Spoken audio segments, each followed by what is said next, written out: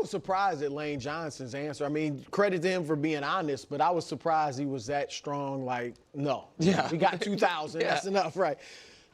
Humor me for a moment, because I'm the elder statesman of this show. Everybody knows that. And I remember a time when this would not have even been a question. All right? Now, I'm going back, but I'm going to come up further. 1978. You know the famous George Gervin versus David Thompson for the scoring title. Yeah, I also. Both of them had locked up. Both of them, their teams were like had the second best record in the conference. So they had locked up their playoff berth. Yeah. But they're going for the scoring title. David Thompson goes out and scores 73 points early in the day. So Gervin goes out and scores 63. Now today, there'd be a discussion. Should they even play? Basketball's different than football. Well, let's go to football. Yeah, I'm glad you brought it up. Because 1984 win. Eric Dickerson set this record. Okay? He broke O.J. Simpson's record of 2,003 yards, which O.J. did in 14 games. Yeah. He broke it in 15 games. Mm-hmm. So game 16, they were in the playoffs, the Rams, which Dickerson played for. They were playing the Niners, San Francisco, which was 15 or 14-1 at that point. Yeah. Had locked up the number 1 seed. Joe Montana, Dwight Clark, Roger Craig, all their stars for the Niners played the whole game. They're 14-1, number 1 seed's locked up, not even a thought of sitting out. Dickerson runs 26 times for 98 yards. He's already got the record. But he does. They're in the playoffs. Yeah. We play. This is what we do. So honestly, and I get the argument. Look, if Saquon goes out there and plays and gets hurt, it's going to be just a monumental, terrible situation. But I would play him. And Nick. So look, if he gets hurt, you won't say Nick Sirianni. I'm not going to kill Sirianni because I'm saying play. I'm kind of like Wise. Look, I went back in history because you play. Like even, and I'm not even trying to start a big Jordan thing because he wasn't the only one. But he played 82 games. It wasn't like, oh, we got the playoffs right, but the NFL doesn't have a load management issue the way the NBA does. And in fairness, you know what none of those guys did? Play 17-game regular seasons. That's a fair. They played 16. Right. I mean, it's one. I get it because I don't think they should even went to 17. Right. For that reason. And so, but let me just add this. Please. And I don't think Saquon does or should think this way because he's a player in the moment. But we're media, and we're going to be the ones talking about legacy and all of that stuff. Let's keep it real. And he should want a Super Bowl ring. I'd love for him to get a ring, and that's important. It's a team game, all that. That should be number 1. But for legacy of running backs, that's right. Breaking this record would be greater for his legacy than winning a Super Bowl. And again, I don't want him thinking this way. But we, on the outside, can say this. There were, Nick, 7 guys of the NFL's top 10 running backs ever when they named their top 100 players a few years ago. Of the 7 that played in the Super Bowl era, only 2 won Super Bowls.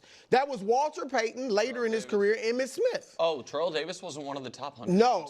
Eric Dickerson, who we're talking about, got the record. Never. Barry Sanders, Earl Campbell, O.J. Simpson, Gale Sayers. Okay, I'm going to let the rest of this clip play, but I just have to interject. Nobody talks about Dickerson. When do people just casually bring up running backs? This whole idea of legacy is also a made-up thing by the media. We're not out here talking about these players. How often does Joe Montana get brought up? Seriously, realistically, we watch these shows every single day. We watch all the football games. How often are we saying these names? Joe Montana, Dickerson, OJ. I mean, people aren't mentioning OJ, obviously.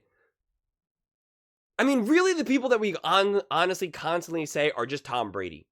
And that's really mainly because you have someone like Mahomes right now, so it's that constant, comparison. Are people bringing up Brett Favre? Are they bringing up John Elway? I mean, Peyton Manning, they're not brought up. And when they are brought up, it's for a second. Colin Cowherd will bring up and say, oh, Peyton Manning, a legend, and that's who Josh Allen reminds me of. And then that's it. And then he moves on. He's not unpacking his numbers, unpacking his moments, his iconic, comeback drives or anything like that. This doesn't happen. It does not happen. How often are we talking about Emmitt Smith? When's the last time this show brought up Emmitt Smith? They can go months and months and months without bringing up any of these other players of the past, these legends. And when they do, it's for a second. Or if you're watching a game, it'll be like the second quarter, and some hotshot running back like a Saquon, they'll be like, oh, he's reminding me of Emmitt Smith in 1993. And like, that's it. Okay, like, that's it. Or they'll show some infographic of like the top 5, rushing years from a running back or a quarterback or, whatever the stat is. And you'll see the name, Saquon Barkley. Brett Favre threw for 7,000 million touchdowns. John Elway threw for 7,460 million. And then we move on. So this whole trying to play and live for a legend, no. Not to mention, Saquon Barkley actually has a real chance at winning a Super Bowl MVP. Super Bowl MVP. And if you really want to talk about being a legend, you can make the argument that it's more important to be a legend to your own franchise. Nick Foles is not an NFL legend. I mean, in a way, he's an NFL legend, but he is definitely a legend for the Philadelphia Eagles. Saquon Barkley rushes for 200 yards in a Super Bowl and is a Super Bowl MVP. That dude will live forever. Forever. Philadelphia will pay to freeze Nick Foles and Saquon Barkley, so technology in the year 4000 will be able to bring them back to life. So yeah, it matters. It matters. And the record, and I guess I'm already just giving my take now. I did not mean for this to happen. But this thing, they went to 17 games. They're going to go to 18 games. This record will not last forever. This record will be broken. Especially once they go to 18 games. So I can't see this record even standing for like 10 years. 10 years would be like max. So it would be special, it would be great, and it would be awesome for the team. But it's a tough one. It's a tough one.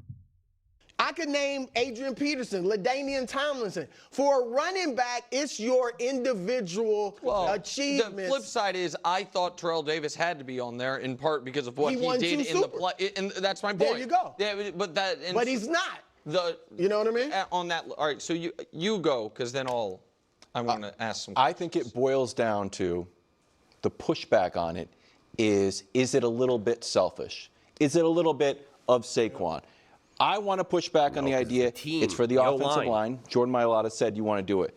2, it's for the team, a team that is very vibe-centric, that if the team can get Saquon to do it, he's a leader of our team. We did it for him. I think it's good vibes for the playoffs. I think it's good preparation for the playoffs.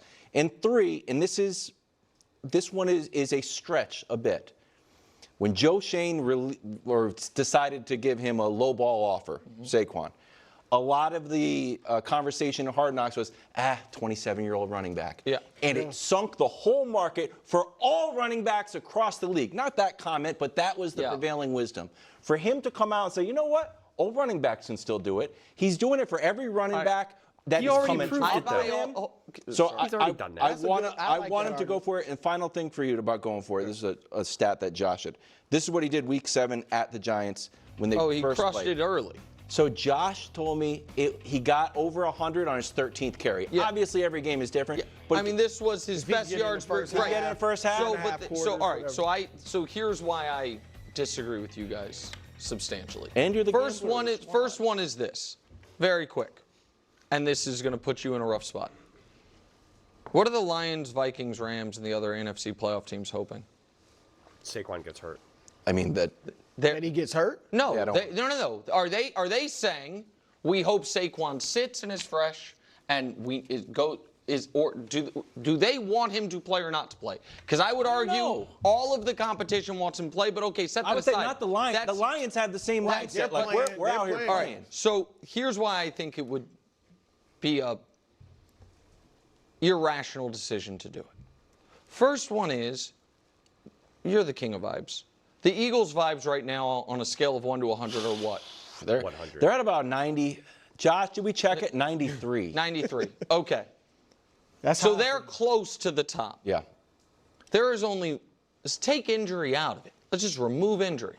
There's only one thing that can Oh, hurt that's the vibes. interesting. That is interesting. I didn't Still think needs 101 yards in a professional football game. Don't Yep, get we're it. going for it. We're going to go do it and not get it. That would be 5 amazing. times this year, he hasn't gotten 100 yards. If he were 15 yards away, 30 yards away, even 50 definitely. yards away, you could guarantee That's it. interesting. No one has done the math on, they are flying high. We had our goal. We reached it. We even pulled him from the game early. You know what? Let's go do it. And then the Giants say, we might lose this game 100-0, but we are putting 11.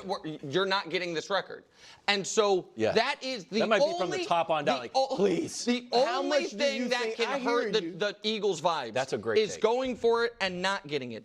And the other part of it is this. It is not with running backs just the injury risk. It is Saquon right now has 50 more carries than any season he's ever had. And he's about to start what he and the Eagles hope are 4 playoff games. So he's at 345 carries. That is more than anyone's had in a season other than Derrick Henry in the last decade. It would not be the rational thing. It has the downside of the injury potential and the downside of really deflating that we're going to have all these guys out there. You might not get it. Again, I think he'd be a favorite to get it, but it's not a lock. It's never a lock. You're going to get 100 yards. And they, to me, tipped their hand. They pulled it. His last touch was 11 minutes left in that game. If they kept him in and he's 40 away. He had 31 carries. That's the most carries he had all year. Right. So because they didn't want to run him 40. Okay, that's fine. But I just did like those are the reasons. That's an Yeah, I 100% agree with Nick here. And also the way how you have to look at it is, right, if you're at 93 for vibes and energy, which matters at this point, this momentum, you're risking to essentially drop all the way. If Saquon Barkley gets hurt, the vibes go down to like 30, 20, 10. Okay? I mean, it just goes down, down, down. So you're risking to get that extra 7 to go all the way down. It's not worth the risk. That's gambling 101. That's gambling 101. That's life decisions 101. Okay? That's just calculated risk. And that's why Lane Johnson's like, yeah, we wanted to get to 2,000. Because everyone feels it. Everyone feels it. The coaching staff, the O-line, the wide receivers, the other running backs in the room, the quarterbacks, like everyone feels it. The fans feel it. They all feel that this is a team. That's why Saquon Barkley went down to the O-line and said, we did it. We did it. As soon as he broke LaShawn McCoy's record, he goes, we did it. We broke Shady's record. It's a we. And that's awesome. That's awesome. But in this whole idea of like, oh, he's doing this for running backs all over, he's already proven it. Him and Derrick Henry have already proven it. But especially him. He's already proven the Giants wrong. He's already made that GM a laughingstock of a meme forever. You want to talk about legends? That will live forever. And yeah, he has a lot of carries. And you know what? Getting an extra game off, an extra week off from a recovery and a body mechanics and all of that is so crucial. Just having 1 week off is massive to let your body recover and heal up.